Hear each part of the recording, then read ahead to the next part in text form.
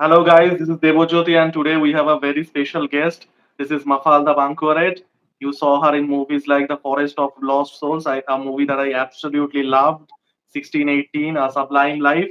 And there are several other movies, but because they are in Portuguese, I'll not even try to pronounce it because I'll butcher the pronunciation. So, how are you, Mafalda? I'm fine, thank you. Thank you for your invitation. Absolutely, yes, Mafalda. So, Mafalda, what I like to do in these interview sessions is we all see the artists on screen, right? We see their work, we see their artistry. What I try to do is try to know the person behind the artist, the person Mhm. that makes them the artist they are. So, Mafalda, you were born in Portugal, right? Yes, yes, in Porto. Awesome. Yeah, Porto in Porto. So, how was Yeah, like growing up in Portugal? I assume it's probably 90s and 2000s. yeah. I'm from '92. Awesome. So, how was like Uh, growing up in Portugal? Yeah. in the '90s. Um, Portugal is a very peaceful place, and we have really nice weather. We have beaches, and we have like good conditions. And in the '90s, Portugal was developing its economics, etc. So I am an Y2K child. I had access to internet right away at 10.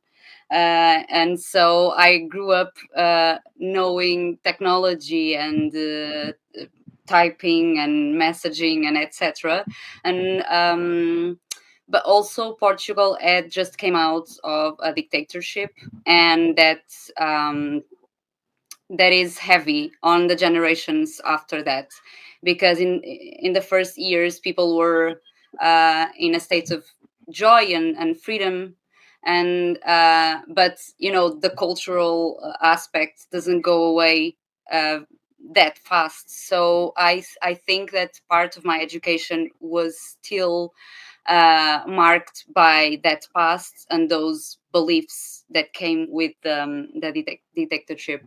And one of those aspects is the religious aspect. My education was very religious, and Portugal is overall a very religious country, Catholic mainly. So those beliefs, they go underneath your education and the things they teach you. So then when I uh, pursued arts, there was a paradoxical sense of the new beliefs I was acquiring and the old ones, and I had to sort of fight through those beliefs and open my mind. Awesome. You mentioned the era that you're describing, everyone, is the transition era of Portugal. I think we can all call it that. It was a Mhm. transition era where the Portugal's economy was booming. They were finally embracing the democracy. So it was a great Yeah. thing. And you mentioned yes, and you mentioned that you were you were raised a Catholic, so you had a religious upbringing. So it was not just a name only religion, right? So how was were you a churchgoer? Like how was the religious setup? Like how did it influence to become the person you are? I think that a lot of who I am is sort of a response to that education, either because of some limiting beliefs I still have sometimes as a woman, for example, and the other part, it was a response because immediately when I started to pursue arts and to read and to have access to art from all over the world, because when I started to study to become an actress, I used to go a lot to movies and to exhibitions, art exhibitions, so I had access to all sorts of arts. And immediately I remember in the first months of my theater school, I was confronted with the old goddesses, ancient Greek old goddesses, because gods and goddesses, because we had to study the sort of foundations of theater. And immediately, when I had access to other forms of religion and spirituality, I immediately understood my own cannot be the one. And I started to right away I started to change my mind, because I was also like 17. I was really really young, but I had a really strong Catholic belief. um, and I was raised like, I mean, since I was 10 till my 17th birthday, I went to Catholic school. So, and a lot of me going to the theater was allowing me to thinking things about the world, about being a woman, about the things I could and should do. And so a lot of what I became was a response to that heavy charge of the Catholic beliefs, where you are not free to express yourself in all of senses, but as a woman specifically. So, and my Catholic school was like, I think it was a lot about, for example, Virgin Mary is a really strong figure in my upbringing, and also how I dialogue with my own identity, because it was really strong icon that I had to follow, and the gentle aspect of her I still go for it. But and I've been reading about her, and ways I can still access to her and her teachings, but not to the parts of the submission parts of parts that do not allow me to be uh, the, fully myself because of the gender part. So and it was really heavy. Like I really was taught into Catholic beliefs about marriage, about my behavior, about submission, also about about when and how I should marry, um, or that I should accept some destinies. And also when I chose theater, I think that aspect, that Catholic religious aspect, was because my parents didn't allow me to go to theater school right away.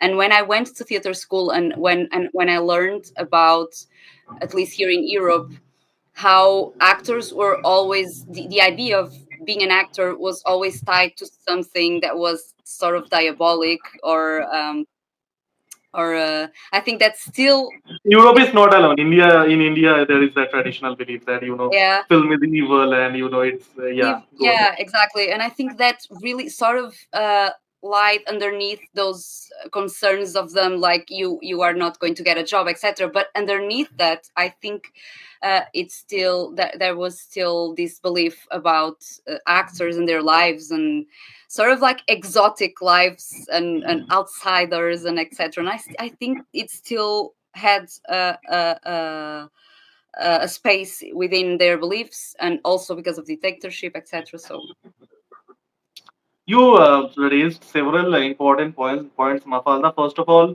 the really interesting thing that you highlighted, that you grew up to be you were raised a Catholic, and then you sort of absorbed the other belief systems. That you had a broader perspective, and that is a great thing. And Mafalda, I just want to tell you one fun fact. The Catholicism that you mentioned, that is like the Portuguese Christianity, if I can call it that. There is like we have a version of that in India as well, because I'm not sure if you know this, but Portuguese people actually held some colonies in India. So we have a yeah, Indian of state course, called Goa, and the version of Catholicism that you mentioned, the yeah, Portuguese Christianity, let's call it that. So we have that as well. And yeah, absolutely, as you mentioned, that it's about yes, believing the things that you believe, plus also having that broader perspective to absorb the other things, the other beliefs. So it was a great thing. And yes, mm, Mafalda, we talked about your beliefs and your families. So let's talk about, like you mentioned, you went to theater, and your parents being a little hesitant initially. So Mafalda, when you talk to artists, there is always that sort of an influence, right? There is always an influence that comes with it. So were you always the artistic person? Like anyone in your family may have been involved in art, or like why did the artistic inspiration come to you? yeah.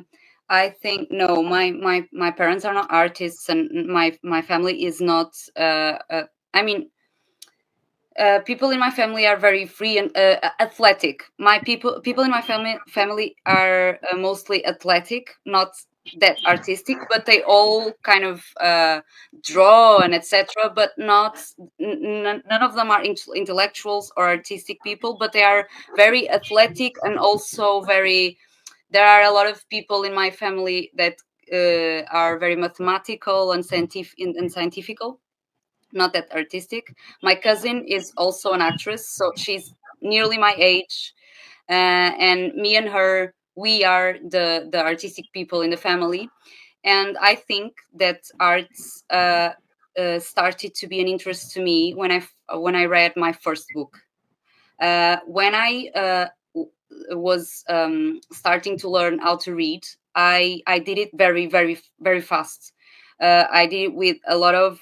It was really easy for me to read out loud. For example, like my teacher would always ask me to read out loud because I read uh, much faster and articulated and with an intention. Like from the beginning, when I started to read out loud with an expression.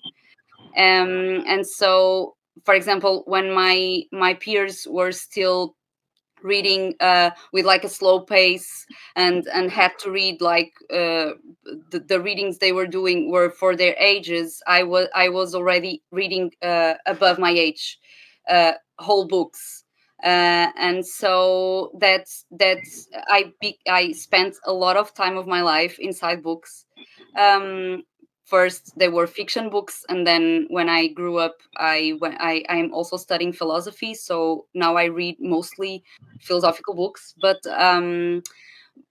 I spent a lot of time inside books, and I think that gave me first one that broader perspective we were talking about, because my parents kept on buying me books, and like those books kind of contrasted with what they were teaching me in a way. And that facility to read and to be immersed in a universe and to be stimulated by that universe, I started to in my that really trained my mind and my whole being to imagine things, to imagine how to be something. So when I then later experienced theater, I had that skill of reading out loud and immediately know, like I read very well the first time some text, because I have that facility to just know where and when to stop and immediately to give a certain intention. And I had that since I was really young, but that didn't came across immediately like she should be an actress. Like the reading parts and the writing parts also, I wrote a lot. uh, it was my first road to arts. And then I experienced theater, which is sort of the second level of that reading. Like then that becomes something that is in your body and your whole expression, and without the paper. So I think those things are really connected into why I started to express myself through reading and words. I think words and reading are the base for me to then become interested in theater. Yes, Mafalda, you raised a really good point, and that you mentioned that the books that really was the key that opened the world of artistry in front of you. And I have to tell you, speaking with you, you have like the your articulation is very bookish. Like if someone speaks to you, they can say that you have read a lot of books. You have a quite of like a bookish articulation. I have to give you that. And yes, so what are the type of books you are reading growing up? Growing up, Yeah. I read a lot of mystery books, like group friends that were my age that were finding mysteries. Those were the books I really loved. And then when I went to theater school, I read a lot of plays, different plays from different writers. And then I went to philosophy, and I started to like philosophy books. And now I think I am going to something which is philosophical romance, for example. Like it's a romance, but it's more like philosophical and raises like more existential questions. Those are the books I read and I like. But I've been quite discovering comic books. I am in Hey, love with that's a comic nice books. Yeah. topic. What? That is interesting, actually. That is interesting. Yes, because I'm starting to also be interested in books that have images. For example, I've been reading a book um, that is like a sort of an history of images. And so you have like I love images and I love painting, and so you have the picture, and then you have sort of an essay about the picture on the other page, and I love that. I love when words are articulated with image, and comics have that also. So you like the visual representation of art when Yes. the story is stolen, he's told through images. So Mafalda, like you really got me curious here. So like, what kind of comics books you're reading now? I'm not sure what is the sort of the Portuguese comic book scene like. Now in Mm, India, we have like our version of comic books that okay. is popular, and we have the Marvels and DC's, the the USA imports basically. So what kind of Mhm. comic books you are reading, I am especially not in reading. Portuguese? Yeah, I am not reading DCs and etc. I am reading. I found a website where I can read a comic that I read as a child, which is Witch, Witch. They are a group of witches. Each one of them is an element: the water, the earth, the fire, etc. And they are a group of teenage witches. Because I love witches and I love fantasy, so I do like fantasy. But also I read. I think the author is So these are in Portuguese. The word, these teenage witches that you mentioned, it's in Portuguese. no, no, it's not in Portuguese. Look, none of these artists I'm telling you are Portuguese. I'm not reading a lot of Portuguese comics. I don't think I even Okay. know a lot of authors. I Okay. need to discover yet. But yeah, but I read one that I really liked. It's called Fun Home, I guess. It's from Alison Bechdel. I don't know how to pronunciate the last name, but it's very biographical and also feminist. I really liked it. But and also I read one. I really like it. How is the author is uh Nadine Radlish. It's I think she's German, and it's a story about a stone, and the stone has like these existential thoughts, and she's just there laying in the Okay. grass, and she has these existential thoughts, and I really liked it as well. Awesome. This is like the stone thing that you mentioned. It is like it is probably going to be above my head. Like it is not inside my background. And Mafalda, you mentioned you obviously talked about the literature and like your passion about comic books and literature and books that you grew up. So now let's talk about your theater, right? Now you mentioned that the novels and the books that you read, especially the mystery ones and everything, that really opened the artistic world in front of you. Now you are raised a Catholic, and Catholicism and theater doesn't exactly go hand in hand. So how did the theater happen? It's very pragmatical. I had a theater club at school, and my cousin, precisely, she knew she wanted to be in the theater because she, when we were growing up, I was more like the one who read, and she was more the one who dressed up, and really she won a lot of contests, carnival contests, dressing up and etc. And she was very expressive. She would organize in Christmas and etc. She would organize theaters in our family, but and she needed company to go to the theater club.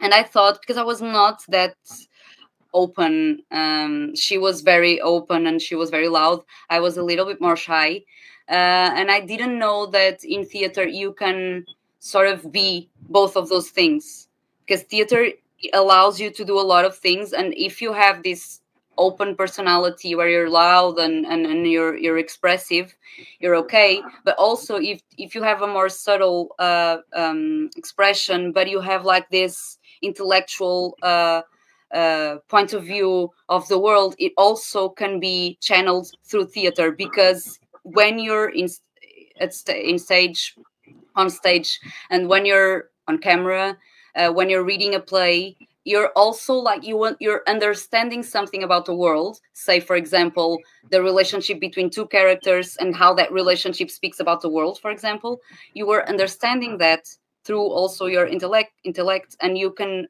express that through your expression. Like if that relationship is uh, something very close or distance, and that distance or and that distance will speak about the world in some way, and you understand that, you will play differently the character and the relationship with the other actors. So there's a way in which people who are more subtle but who like art can express themselves through theater. And I discovered that also because the first time ever I was on stage, like I didn't realize, because I went to the theater club, and I was just like, it was like Wednesdays in the afternoon, and to me it was like being with friends. I didn't realize that we had to go on stage and do something for other people, because most of the time the rehearsals were with my friends.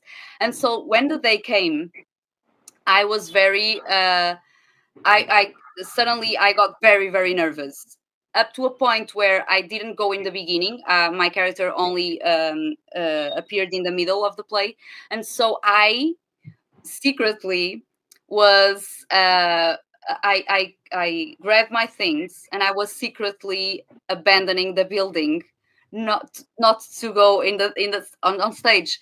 And my professor, she caught me, and she was like, "Where are you going?" And I was like, I cannot do this.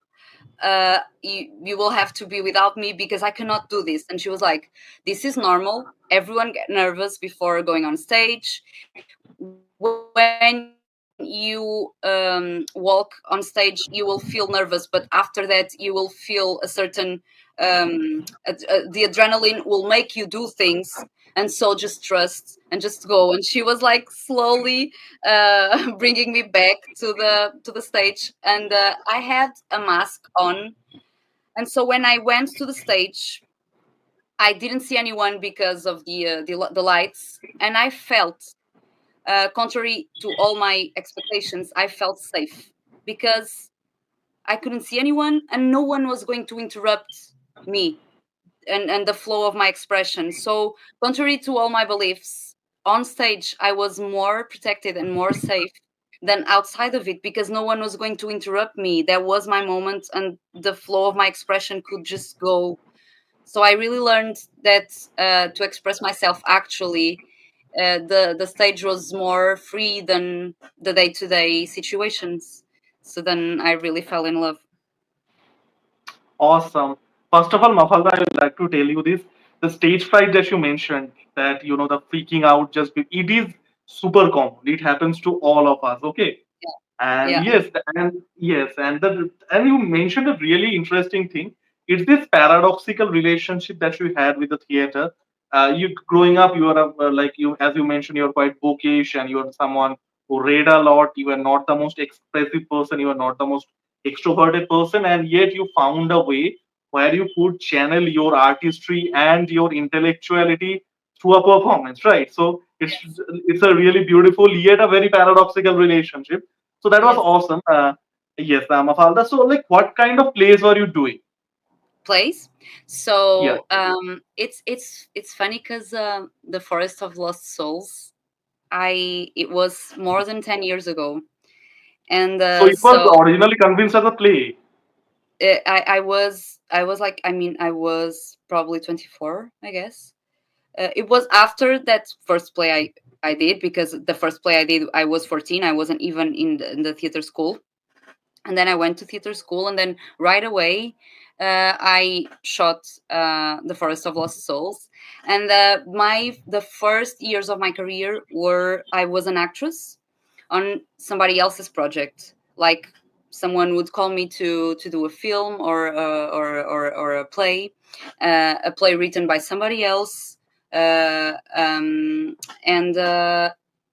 When I started to also study philosophy, because I didn't have a degree, and I wanted to, because also being very bookish, I missed studying. So I went to college out of pleasure, and I went to philosophy out of pleasure as well, because what are you going to You do with needed to philosophy? mention pleasure because not a lot of people do these things out of pleasure. So good that you mentioned. Yes, yes, out of pleasure. I went out of pleasure. And when I started to do it, I realized I had a subjective point of view that that I needed to express, like a personal point of view that I needed to express in my art a little bit more forward, or in a little bit more me being in charge of that point of view more than it had happened until there. So until there, I was, of course, we talked that my own point of view could be channeled into my interpretation of characters and etc. Was always there. But when I started to study philosophy and writing my own essays and etc., I realized that that part of me that used to write was wanting to write again. So since 2020, I've been mainly doing my own plays. Um, so I started to uh, write and put together my own plays. I've won a lot of scholarships, artistic scholarships, to develop my projects, and I've been doing so since 2020. I've been very lucky, and so my plays are more about my identity. They are not character based. It's not a play with characters and the fiction. Although I really love fiction, but I don't express fiction in that traditional way of a story. Like I do, like my identity is very playful. I like mermaids. I like to dress up. I like RPG, which is role playing games. I love to do that. So I translate the fiction into my art more through my identity, which is in itself very playful and fantastical, and not through like a story with characters, etc. And I my art is very uh it's not that theater based. It goes to painting or to parties, to other mediums, to films, to exhibitions, and the way art happens in those contexts. And I sort of bring those characteristics to my plays. A lot of the times my plays are not to be seen sitting on a chair. You walk, or you have to touch something, you have to relate to me in different ways, so it's more of a performing art space. Interactive in nature. Yeah. Yeah, not that character. And also my identity as a woman, etc., it's always on the center of my plays. Awesome. And Mafalda, congratulations on the evolution that you mentioned. That previously you were obviously expressing yourself, but you were expressing someone else's art, someone else's vision. You were just Mm, fed the lines and you performed as an actress. So, yes, like for someone like you, the evolution that you made, and you're writing your own stuff, and you're really expressing the things that you like to express, not other people's vision and their artistry, but yours own. So that's yes, awesome. Congratulations on that, Mafalda. And thank Mafalda, you. now Yes. let's talk about your films. And the thing is, the first thing is like I would like to know this: that what are the pathways for a actress? You mentioned you're from a theater background, and you have like established yourself as a theater artist. You are obviously doing doing your philosophy degree, and you're a very artistic person. But what are the paths to become an actress in Portugal? I mean, a cinematic actress. And like let's start with this thing. Like, what is like cinema in Portugal? Because cinema in Portugal is not something that has a lot of global visibility, and No. that is true to a lot of European film markets as well. Now, the first thing we do this, we say Europe and we club the entire Western Europe together, which I absolutely hate. Like Portugal and Ireland are not same places. They're not same Mhm. people. That's the first thing. And a lot of like these Western European countries, they have their own like films, but apart from maybe French film and to an extent German films, like a lot of this film industry doesn't have a lot of global visibility. So can you please guide us before we go into your journey per se? So can you please like guide us like what is the overview of cinema in Portugal?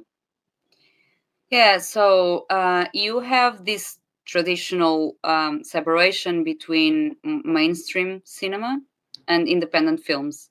And we do have a lot of independent films and independent film culture. And it's really, I think it's really separate. Also because our films have a really specific language, and so those two spheres are really, I think, either in the spectrum of the production and in the spectrum of the consumption, they are really apart. The goals are really different when you're producing a more independent artistic film and a more just to be consumed mainstream film. The goals are really different, and and the perspective of the consumer, the final consumer, is really different. So that is one of, and we are a really small country,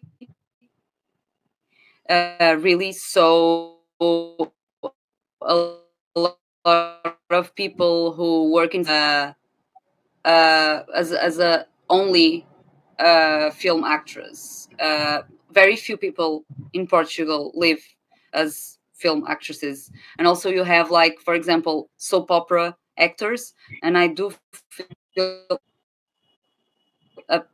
there are a few actors in Portugal who work everywhere, soap operas, etc., because they reach the statues where they can do it all and not be marked by that. But for example, if you go to soap operas, you get really, really marked, and some people have a little difficulty to leave that mark, either to go to theater or to make more independent artistic films.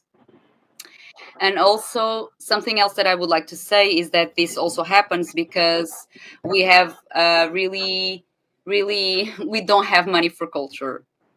Like, we have Portugal and its governments still here, they do not invest in culture as much as they should. So cinema is particularly hard because cinema is expensive. Of course, all arts are expensive, but cinema, to achieve a certain quality, and also because it dialogues with the medium, which is expensive, like cameras and material, and it's really expensive. Like, you can, with the same money, of course theater is also expensive, and everything, it's really subjective and open to debate. But in general, cinema, to have a certain quality, also, for example, the rehearsals, I think that in an actor's point of view, the rehearsals are everything. I've just ended to I've filmed a film last week, and I was my character is a robot. And of course, this is something that has to be played with a lot of subtlety. And I spent and I had rehearsals, and I spent quite a lot of time talking to the director about it, and about the script, and about what references could we channel through that, through my interpretation, to for me to come across as a robot, and what type of discourse about robots the film was trying to make. And all of this was possible, and it made a lot of difference, because a lot of times when I go, and earlier this year I was filming another film, and we didn't have rehearsals at all. And the first time I was ever with the actor that was my romantic pair was the first scene we shot together. Like, we were already with the makeup on, and we were getting to know each other in the scene, the first scene we were shooting. And this makes a lot of difference in terms of quality to actors. And a lot of the times I feel, when I go to a project, that in the end of the project I'm ready to start, because then I know the whole team, I know the language, etc., etc. So the lack of money, it really affects the quality of the films, and I think therefore the way they circulate and are projected into the world, so that other part about Portugal films are not very known. So it's really difficult to go into the market when, of course, we are making films with a lot of difficulty. But still, of course, we still have really good movie films and film directors and actors, although all those circumstances. Yes, Mafalda, and you actually mentioned several really important things and like the realities of being an actress in Portugal as well as the cinema in general. And you mentioned a important thing. Now, Portugal is a small country population wise. I think what it's 10 million population, 11 million maybe, and Maybe. so that 11 million. So the consumer market is not as big, so we do not have like that much, like financially it's not that strong because the market is small. Actually, you mentioned, so you echoed a Spanish actress that I talked to, Athenia Mata. She was in the movie Campeones. Now Spain is a bigger market than Portugal. Spain is what, 45 million, 50 million population, so it's say Yes. four times as much. So even in Yes. Spain as well, the the things that you mentioned persists. One is that, so let's say a segregation between the television actresses and the cinema actresses. It's the stigmatization that they do soap opera. So Uh-huh. there is that. And Yeah. I do think in Spain it's more, it's even more rigid. I think in Yes. Spain the markets are really separate because of the dimension of the country you were talking about. I think there is a little bit more market to actually make money with mainstream films. So maybe those things are really more Yes. rigidly Rigid. Yeah. separated than in Portugal. Yeah, yeah, yeah. You're sure. You're And you right. mentioned like the realities of being an actress in Portugal, and it's like same in Spain as well. And it's really sad that Western European film, except the French cinema, really is in that sort of a financial state. Not because of a lack of good artists. Like I watch a lot of European cinema, and there is a lot of great directors, a lot of great storytellers still out there. But the thing is, as you mentioned, the realities of, like as you mentioned, that the rehearsal is not really an option always. You're really meeting the person you're supposed to be in a love interest the day you are filming, so it is difficult. But again, you guys are doing a wonderful job, and hopefully things turn, because Portuguese, like we probably don't understand is how big of a reach Portuguese language has. Like we talk Yes. about English and Portuguese is a global language. Yes. Don't get me wrong. Like Brazil is what, Yeah. 230 million and they speak Portuguese. So it's a big market out there. And yeah, as you said, it is difficult, but there is a lot of great people who don't watch a lot of European cinema now, and this is problem in India as well. When you talk about in India, when you talk about Western cinema, they think Hollywood. Okay, this is a problem we Indians have as well. So I will really request people to explore European cinema, Portuguese cinema. They do not have as much of a global traction now, but trust me, they make some wonderful films. And now let's, we are talking about like the harsh realities and all that. Let's go back to the like the brighter side, the your film journey. Let's get back into that. Like how did that happen? Now you mentioned that you are starring in theaters and you are obviously doing theaters, and you find a way to express yourself. It's that paradox we talked about, being an introvert person, but still you find that a way to channel your art that way. So how did cinema happen?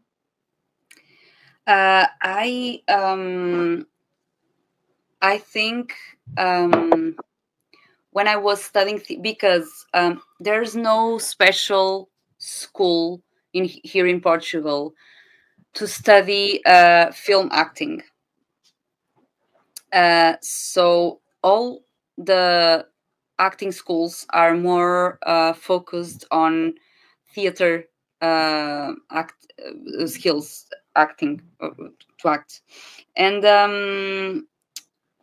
and so I, realizing that lack of preparation, I started to respond to open calls, because the film schools where people study to become directors, they are always asking for actors and to play in their exercises, and So I started to respond to a lot of those open calls because I thought it was a really good way to practice, because they are in need of someone who is going to mainly work for free, and with whom they can exercise their own vision, and I can become acquainted to the cameras and the situation of being on camera and seeing myself after that. And also those type of exercises, they do not circulate um, much wider than the school. So if you are not doing a really good job, it's okay to like to be more vulnerable and fail and being in a process of learning. So I started to do a lot of those to prepare myself. And what happens is, also I have a really specific image, so I started to be so I started to receive some calls to invite me to play on some independent films. Also, I'm from Porto, and the whole film industry happens mainly in Lisbon, which is the capital.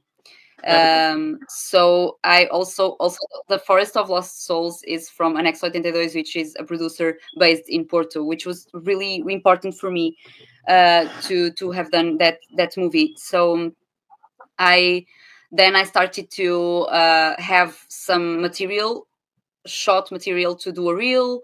And then here in Porto opened up an agency, an actors agency. We didn't have one here, and that was really important for me to have a page online where people could go and consult my material. And so that was how I started to go from one movie to another. Also some castings, because I was in an agency, then people would call me to go and do some castings. And so I was then repeating some art film directors because they liked my work and would call me again. And that's how I started to make films. And also it's curious because I've done a lot of work on camera, but I would not say that I am known for that. Like here in Portugal, I'm not one of the best known actresses, um, film actresses. I mean, I do have a recognition, but it's not. It depends, because I've been in a lot of series from national TV. So some people that consume national TV, they know me. Some people from the independent circuit, they know me very well. But it's not like I'm like a celebrity. I'm not a celebrity here in Portugal. I don't. Sometimes I get recognized, but it's not like the soap opera kind of celebrity, or the more known names of independent films in Portugal. But it's a middle term that I really enjoy, actually. I think, and that's a good thing actually. I think the way you see art is not really equated to fame, right? I don't think your art Yeah. is not equated to fame. You do not No. consider that being a successful artist is equal to being like surrounded by 500 people in a street, right? So it's not. Exactly. You're not that person. I can say you by talking to you like this. And absolutely yes, Mafalda, you mentioned your journey, and the film that I discovered you through was The Forest of Lost Souls, as we discussed on Inbox as well.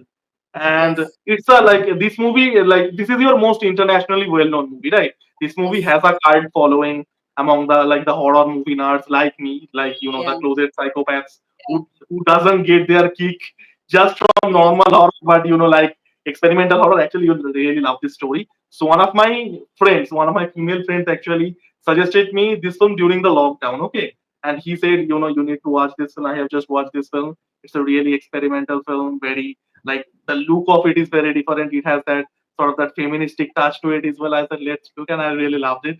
And yes, Mm. so like, how did the Forest of Lost Souls? You like how was it made? And it was successful. Now, maybe not successful from a box office number, but it got acclaim, at least in the horror scene. Like, what was the journey like? The Forest of Lost Souls. Yeah, I in the beginning of my career, it's curious because now I did this robot, and in the beginning of my career, I would do a lot of horror based things. Like I've done also a thing that won first prize here in it's a festival that it's a horror movie festival. It's called, I will remember later, but I and it was also black and white. And I did first I worked with an X82 doing a really small piece called M is for Macho. And it was a group of zombies who were playing basketball, and the girl would play them out, and I was the girl who played the zombies. And so after that, I was invited to do this bigger film, The Forest of Lost Souls. And actually, my the person who plays my boyfriend in the movie was my boyfriend back then. And also Daniela, who plays the antagonist, was one of my best friends, and was one of my best friends still today. So I had a lot of confidence in the people I was working with, and and so and so mainly I it was really comfortable to do the, and also the people in the team were my best friends back then also. So it was a really small group that knew each other very well. uh, and that it was a really low cost movie, so we did it everything like family based um, thing. It was a really family based thing. So although it was low cost, it also allowed me to be comfortable and confident to explore and to have my time. And so for a first experience, it was a really good first experience because of all that environment. My boyfriend, my best friends in the team also. So and then it was a lot of fun. It was shot during the summer, so we were all very chill. And then also I the it was when I started to realize that in cinema, your body and your image is also being brought to the story. I mean, I can be silent and just looking outside, and the story of my body will tell something. So in cinema, my story is always the beginning of something that I will do. The story of my body, the silent story of my body, the way I talk, because me being silent will immediately create readings and interpretations, because my body and the way I sit, the way I look, it already brings a story. So I started to realize that in cinema, I didn't have to do much more. Like I could use my image and my body and the way I speak, my energy in my own work. And so that was the first experience and the first degree of that realization, actually. Also because I my sister back then was like, I think 14, and I had a really close example of someone who was in a situation who were kind of mad at their parents, and in that state of teenage years that you are very that you are like sort of mad at the world and your parents and etc. And so I could work with a really close to me, with material that was really close to me back then. So I think, yeah, I think that was also what I remember from the process, because now, of course, it's been a lot of years, and I'm really happy with the process, with what you were describing about the film. Like the film back then, I was just doing something that was low cost. We didn't know how it would circulate, and still today, I get messages about the film, which is really important for, for someone who now has 10 years of a career, and back then I was starting. And to know that after all you've been doing things, and those things are getting to people, that's really important. Yes, absolutely, Mafalda. And it's really nice to hear that, I personally really like the film. I told you already in the inbox. And I'm happy to hear that this movie is reaching to a lot of people and you're still receiving the feedbacks and people are still reaching out to you and saying they really like this film. Actually, Yes. my next question was going to be like, how do you differentiate between acting in theater and acting in cinema? But you kind of already answered it. Now, you're a very creative person, Mafalda, right? And you mentioned that you always wanted to Mhm. express yourself as an artist, and you took several different forms to do that. Now, and you are also writing your own plays, right? Like, Yes. do you have the wish to go behind the camera sometime and become maybe a director? Yeah, I do. And last year I put together a play with, and the situation was I was pitching an imaginary movie. So the whole play was you were sitting like you were the, I don't know, the potential buyers, and and you had a portfolio in front of you, and you would go. I would tell you to turn the pages and to look at things that I was telling you about that were related to the movie, either the the costumes, the characters, etc. And I would uh, uh, it was like I would sort of make the movie, but in your head. Like you would look at the images and sort of create a film in your imagination. And I sometimes I would ask people to close their eyes and imagine a shot that I was describing, and also the technical aspects as well, because I worked with a real film team, like a photography director, makeup artist, etc. So And it's they very work meta. It's very meta. very meta. And I really worked with them. I had the planification of the shots and etc. that was made by this director. And I worked with them, and I really asked someone to do the costumes and a mood board and etc. It was really believable that I really had a film. And so I was doing it out of, it was more of the situation I wanted to present, the things I wanted to present. And also I really like this aspect of uh, a very visual reality that you see only with your imagination, also because we are a little bit saturated of images that put women in a certain male gaze, and it was a response to that. So we were only imagining it, so I would not end up producing the same images of women that Yeah. have been produced all over the years. And I really wanted to play with that aspect. But when I was talking to people about the movie, people were like, you should do this, you should really do this, because it was a genre I called pink horror movie. So it was a mix of the Mean Girls, the film aesthetic, very pink, very etc. And so the characters would bleed pink and would blink, would have glitter wounds, and like the whole movie was like it was gore, but it was like beautiful turning into gore, and the gore was also beautiful. It was like an experimentation with gore and horror, and also maintain a pink pop aesthetics.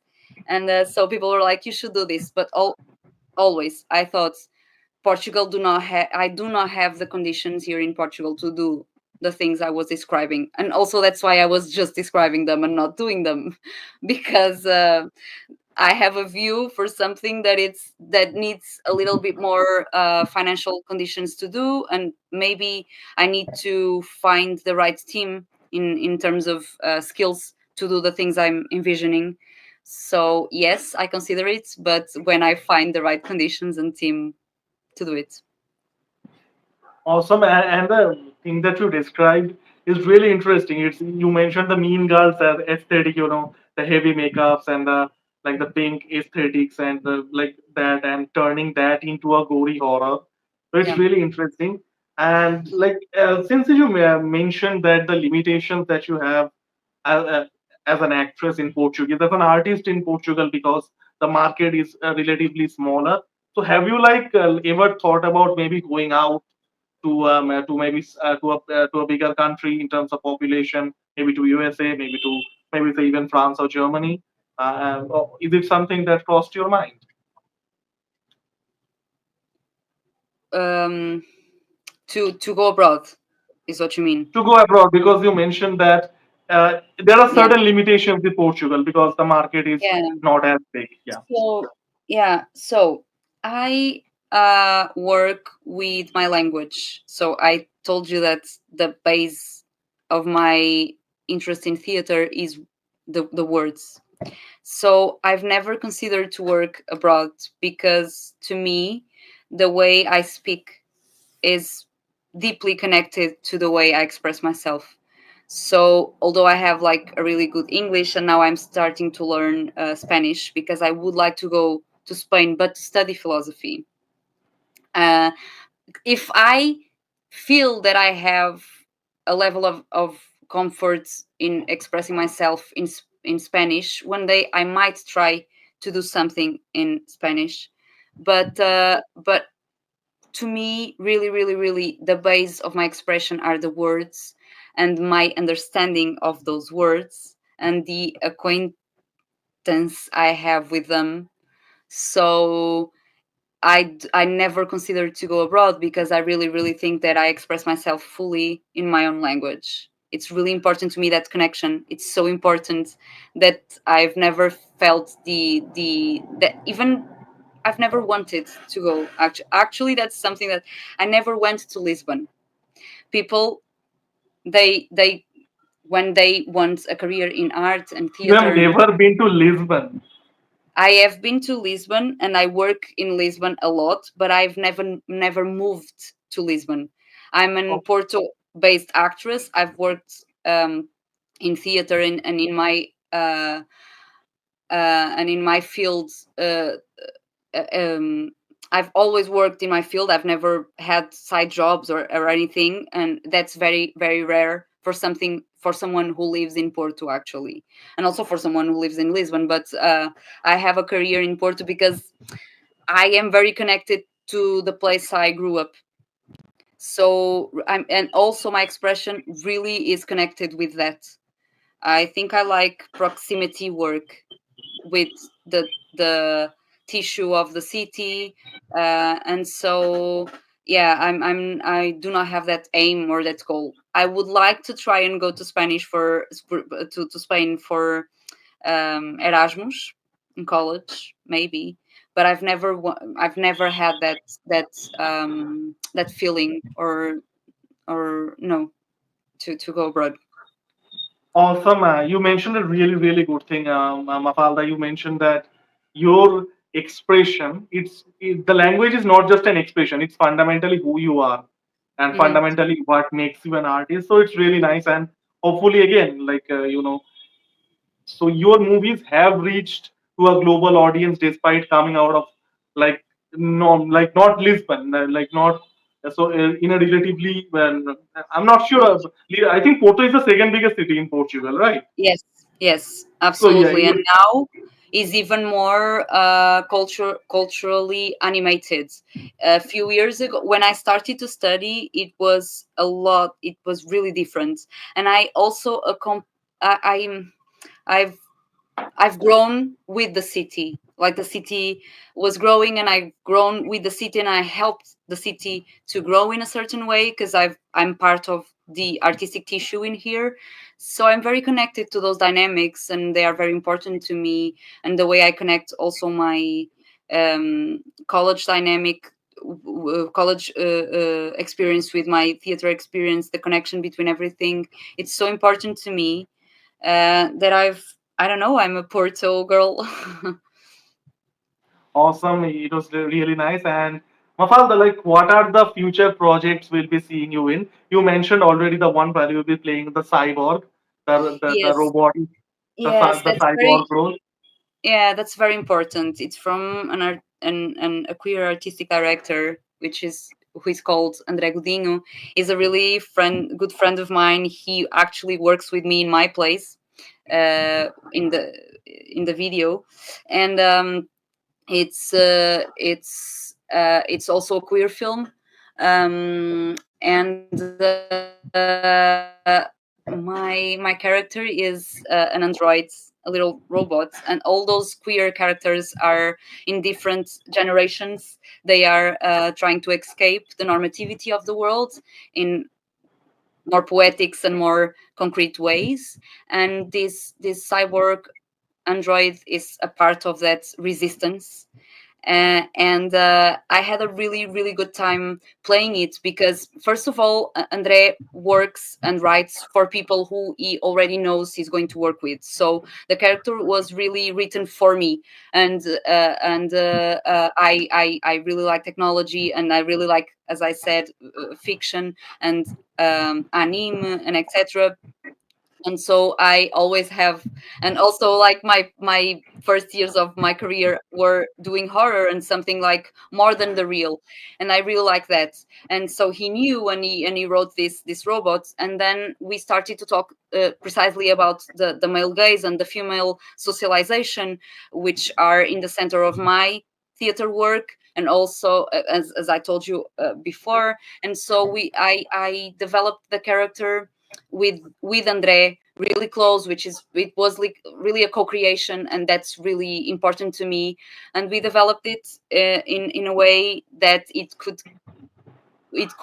present a critical discourse about these robots that are um, in a lot of ways being created through that male gaze and their aspects and the way they behave. And this character is sort of a resistance to that as well. And that is really at the center of my work in theater. So that was so special that I think it's really what I want to talk about, and I really hope the film also um, can travel and be known in countries other than Portugal. I've done a short film with André. It's called Immaterial Girl, André Godinho. I think it's also nice to.